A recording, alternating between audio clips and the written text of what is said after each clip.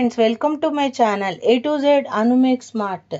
ఈరోజు కార్తీక పౌర్ణమి వెనుక ఉన్న ఒక పురాణ కథను తెలుసుకుందాం.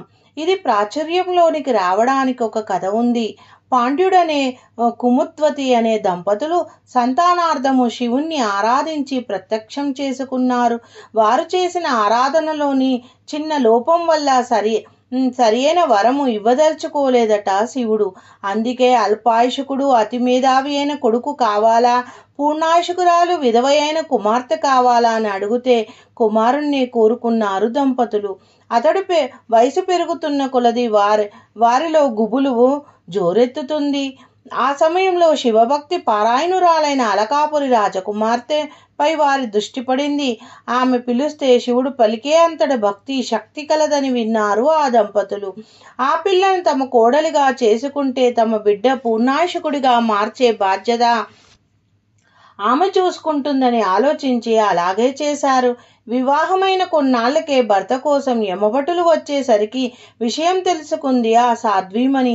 తక్షణమే తన భక్తి ప్రభావంతో శివుణ్ణి ప్రార్థించి ప్రత్యక్షం చేసుకుని భర్తను పూర్ణాయుషకుడిగా మార్చుకునే వరం పొందిందని పురాణ కథనం.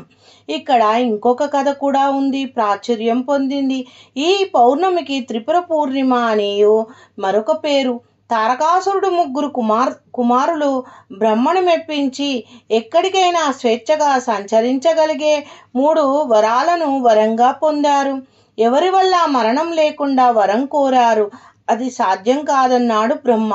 అలాగైతే రథం కాని, రథం మీద విల్లు కాని, విల్లుతో నారి కాని, నారి సారించి బాణం కాని, బాణం సంధించి 3 నగరాలు ఒకే సరళ రేఖలో వచ్చాక ఒకే బాణంతో ముగ్గురిని ఏకకాలంలో కొడితేనే మరణం సంభవించేలా వరం కోరారు.